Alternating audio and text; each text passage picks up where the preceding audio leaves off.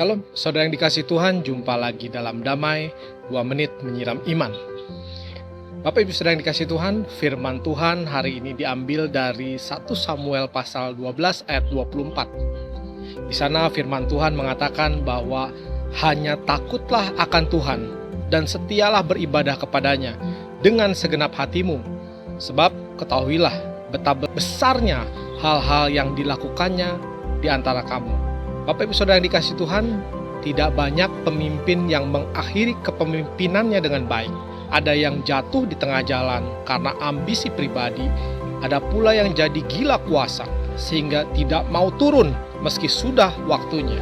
Saudara yang dikasihi Tuhan, di dalam firman ini dikisahkan bahwa era hakim-hakim akan berakhir dan era kerajaan akan dimulai. Samuel sudah menghantar umat Israel dengan sesuai panggilan sebagai hakim dan nabi.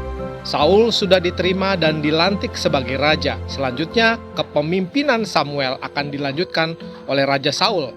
Bentuk dan cara kepemimpinannya tentu pasti berbeda, tetapi hal-hal esensial seharusnya tetap sama, yaitu menjadi pemimpin yang takut akan Tuhan. Jadi saudara, jika kita membaca pasal ini, ada hal-hal yang dapat kita simpulkan. Yang pertama adalah kepemimpinan Samuel bersih dari ambisi dan kepentingan pribadi. Maka seharusnya Saul dan setiap pemimpin harus menyadari godaan besar untuk menyelewengkan kuasa dan otoritas yang mereka miliki. Dan yang kedua, kepemimpinan Samuel berpusat kepada Tuhan. Tuhan adalah pemimpin utama, dan Samuel menegaskan serta mengajarkan bahwa umat Tuhan harus setia dan taat hanya kepada Tuhan. Walaupun Tuhan memberikan raja sesuai permintaan mereka, kesetiaan utama tetap harus ditunjukkan kepada Tuhan. Bahkan raja pun harus tunduk kepada Dia. Yang ketiga, kepemimpinan Samuel didasarkan pada keadilan dan kebenaran Allah, juga pada belas kasih dan kesetiaannya. Memang umat Israel telah berdosa ketika meminta raja, tetapi saat mereka mengakui dan menyesali dosa, Tuhan mengampuni dan memulihkan bangsa Israel. Dalam beberapa hal, kepemimpinan Saul memiliki kualitas seperti yang ditunjukkan Samuel. Namun itu baru permulaan, saudara. Masih harus diuji apakah Saul sukses sampai akhir. Jadi saudara yang terkasih, dari kisah hidup Nabi Samuel ini, kita dapat menyimpulkan bahwa godaan untuk menyelewengkan otoritas dan kuasa yang dipercayakan kepada kita sangatlah besar.